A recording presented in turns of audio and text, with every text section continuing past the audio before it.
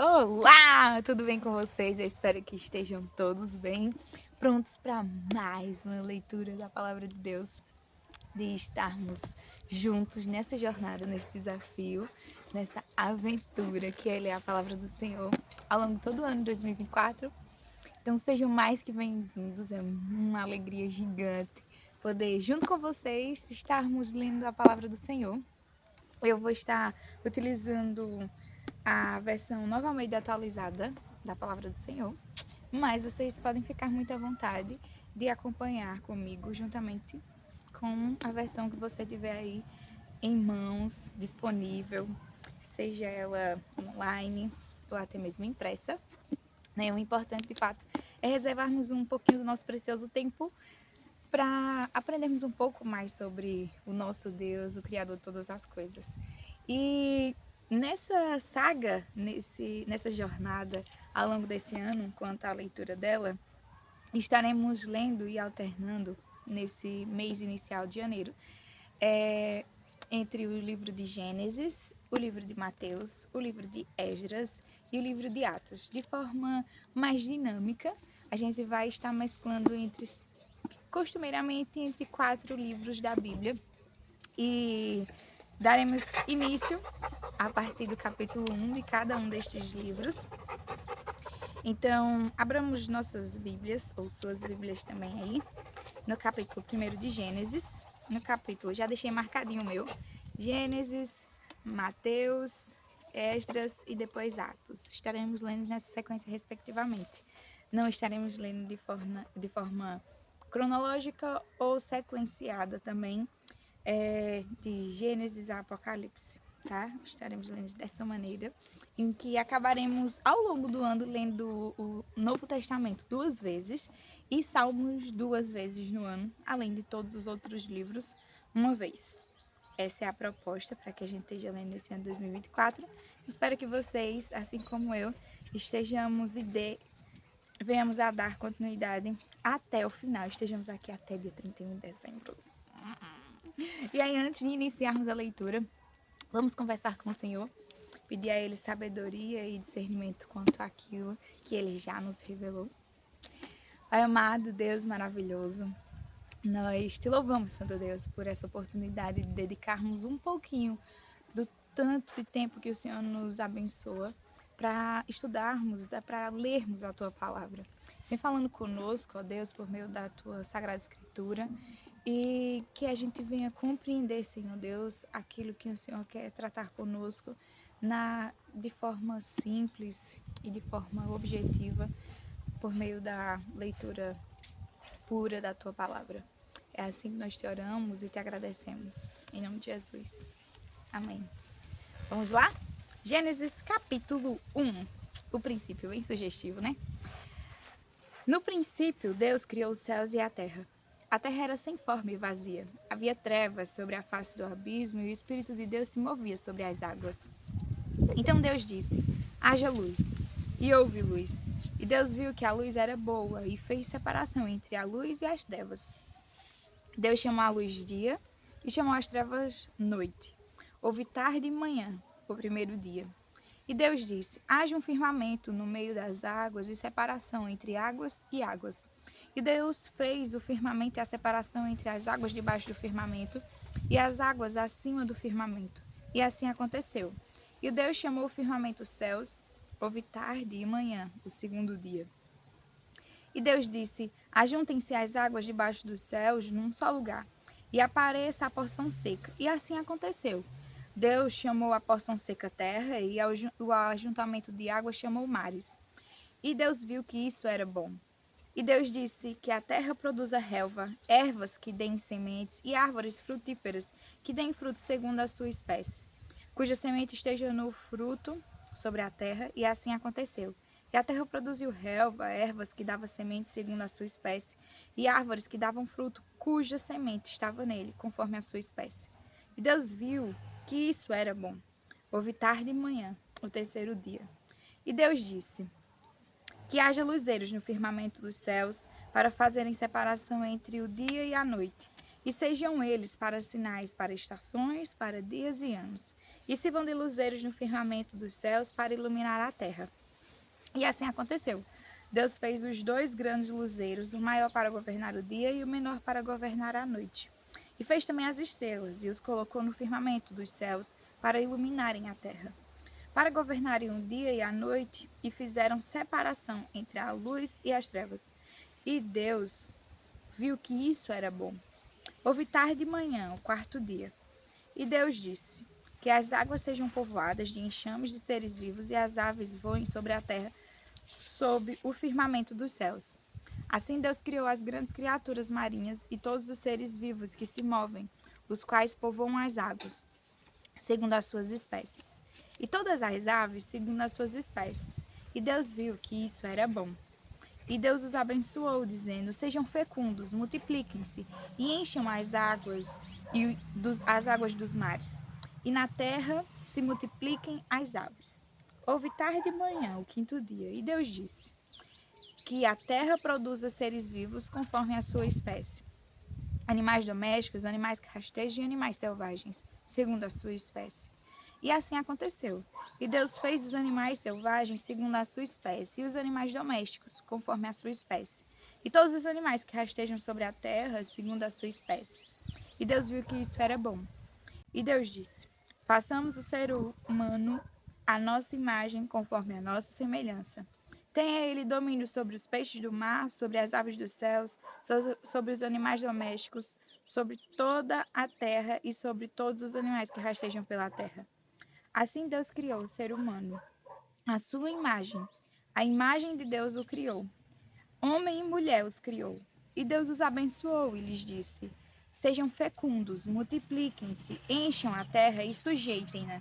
Tenham domínio sobre os peixes do mar, sobre as aves do céu e sobre todo o animal que rasteja pela terra. E Deus disse ainda: eis que lhes tenho dado todas as ervas que dão semente e se acham na superfície de toda a terra, e todas as árvores em que dá fruto que dê semente. Isso servirá de alimento para vocês. E para todos os animais da terra, todas as aves dos céus e todos os animais que rastejam sobre a terra, em que há fôlego de vida. Toda erva verde lhe servirá de alimento. E assim aconteceu. Deus viu tudo o que havia feito, e eis que era muito bom. Houve tarde e manhã, o 6º dia. Capítulo 1 do livro de Mateus. Vamos lá para o Novo Testamento. Livro da genealogia de Jesus Cristo. Filho de Davi, filho de Abraão. Abraão gerou Isaque. Isaque gerou Jacó. Jacó gerou Judá e os seus irmãos. Judá gerou Pérez e Zera, cuja mãe foi Tamar. Pérez gerou Esdrom. Esdrom gerou Arão. Arão gerou Aminadab. Aminadab gerou Naasson. Naasson gerou Salmão. E Salmão gerou Boaz, cuja mãe foi Raabe. Boaz gerou Obed, cuja mãe foi Rute. E Obed gerou Jessé. Jessé gerou o rei Davi. E o rei Davi gerou Salomão, cuja mãe foi aquela que tinha sido mulher de Urias. Salomão gerou Roboão, Roboão gerou Abias, Abias gerou Asa, Asa gerou Josafá, Josafá gerou Jorão, Jorão gerou Uzias. Uzias gerou Jotão, Jotão gerou Acais, Acais gerou Ezequias. Ezequias gerou Manassés, Manassés gerou Amon, Amon gerou Josias, Josias gerou Jeconias e os seus irmãos, no tempo do exílio da Babilônia. Depois do exílio da Babilônia, Jeconias gerou Salatiel, Salatiel gerou Zorobabel, Zorobabel gerou Abiúde, Abiúde gerou Eliaquim, Eliaquim gerou Azor, Azor gerou Sadoc, Sadoc gerou Aquim, Aquim gerou Eliúde, Eliúde gerou Eleazar, Eleazar gerou Matã, Matã gerou Jacó, e Jacó gerou José, marido de Maria, do qual nasceu Jesus, que se chama o Cristo. Assim, todas as gerações, desde Abraão até Davi, são 14. Desde Davi até o exílio da Babilônia, 14 gerações. E desde o exílio da Babilônia até Cristo, 14 gerações. O nascimento de Jesus Cristo foi assim. Maria, sua mãe, estava comprometida para casar-se com José. Mas antes de se unirem, ela se achou grávida pelo Espírito Santo. José, com quem Maria estava para casar, sendo um homem um homem justo, e não querendo envergonhá-la em público, resolveu deixá-la sem que ninguém soubesse. Enquanto ele refletia sobre isso, eis que lhe apareceu em sonho um anjo do Senhor, dizendo: José, filho de Davi, não tenha medo de receber Maria como esposa, porque o que nela é gerado é do Espírito Santo. Ela dará à luz a um filho, e você porá nele o nome de Jesus, porque ele salvará o seu povo dos pecados deles. Ora, tudo isso aconteceu para se cumprir o que foi dito pelo Senhor por meio do profeta. Eis que a virgem conceberá e dará à luz um filho, e ele será chamado pelo nome de Emanuel. Emanuel significa Deus conosco. Quando José despertou do sono, fez como o anjo do Senhor lhe havia ordenado e recebeu Maria por sua esposa. Porém, não teve relações com ela enquanto ela não deu à luz um filho, a quem pôs o nome de Jesus. Capítulo 1 do livro de Esdras. Capítulo 2. Amanhã. Primeiro agora, capítulo 1 de Esdras. Lá no Antigo Testamento, antes de Neemias, depois de Crônicas. Que diz assim: no primeiro ano do reinado de Ciro, isso é um contexto pós-exílico, pós o exílio da Babilônia, quando o povo de Israel estava para voltar para sua terra. No primeiro ano do reinado de Ciro, rei da Pérsia, para que se cumprisse a palavra do Senhor por boca de Jeremias, o Senhor despertou o espírito de Ciro, rei da Pérsia, que ordenou que se proclamasse em todo o seu reino e que se pusesse por escrito o seguinte: assim diz Ciro, rei da Pérsia: o Senhor Deus dos céus me deu todos os reinos da terra e me encarregou de lhe edificar um templo em Jerusalém, que fica em Judá.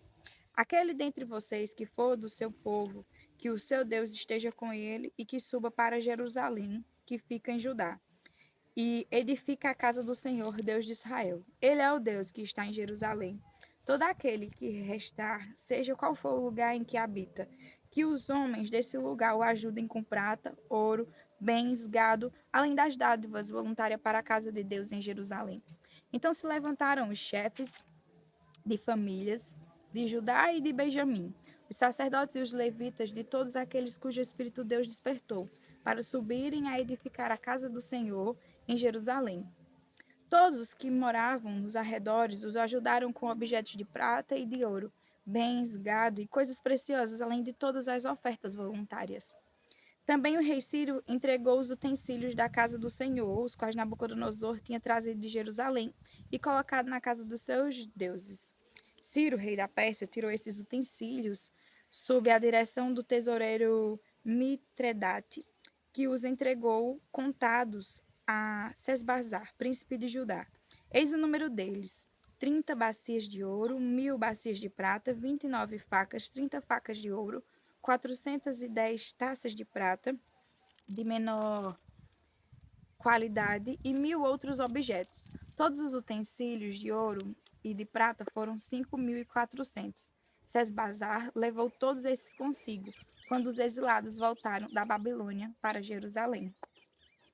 Agora, capítulo 1 do livro de Atos dos Apóstolos, Novo Testamento. Que diz o seguinte: escrevi o primeiro livro, ó Teófilo, relatando todas as coisas que Jesus começou a fazer e a ensinar, até o dia em que foi elevado às alturas, depois de haver dado mandamentos por meio do Espírito Santo aos apóstolos que tinha escolhido. Depois de ter padecido, Jesus se apresentou vivo aos seus apóstolos, com muitas provas incontestáveis, aparecendo-lhes durante 40 dias e falando das coisas relacionadas com o reino de Deus, e comendo com eles. Deu-lhes esta ordem: não se afastem de Jerusalém, mas esperem a promessa do Pai, a qual vocês ouviram de mim. Porque João, na verdade, batizou com água, mas vocês serão batizados com o Espírito Santo dentro de poucos dias. Então os que estavam reunidos com Jesus lhe perguntaram: será este o tempo em que o Senhor irá restaurar o reino a Israel? Jesus respondeu: não cabe a vocês conhecer tempos ou épocas que o Pai fixou pela sua própria autoridade, Mas vocês receberão poder ao descer sobre vocês o Espírito Santo, e serão minhas testemunhas, tanto em Jerusalém como em toda a Judéia e Samaria, até os confins da terra. Depois de ter dito isso, Jesus foi elevado às alturas à vista deles, e uma nuvem o encobriu dos seus olhos. E estando eles com os olhos fixos no céu, quando Jesus subia, eis que dois homens vestidos de branco se puseram ao lado deles e lhes disseram: Homens da Galileia, por que vocês estão olhando para as alturas? Esse Jesus que foi elevado do meio de vocês para o céu virá do modo como vocês o viram subir. Então os apóstolos voltaram do Monte das Oliveiras para Jerusalém. A distância até a cidade é de cerca de 1 quilômetro. Quando entraram na cidade, subiram para o cenáculo, onde se reuniram Pedro, João, Tiago, André, Filipe, Tomé, Bartolomeu, Mateus, Tiago, filho de Alfeu, Simão, o Zelote, e Judas, filho de Tiago. Todos estes perseveraram unânimes em oração com as mulheres, com Maria, mãe de Jesus, e com os irmãos dele. Naqueles dias, Pedro se levantou no meio dos irmãos, que formavam um grupo de mais ou menos 120 pessoas, e disse: Irmãos, era necessário que se cumprisse a escritura que o Espírito Santo predisse pela boca de Davi a respeito de Judas, que foi o guia daqueles que prenderam Jesus. Ele era um dos nossos e teve parte neste ministério.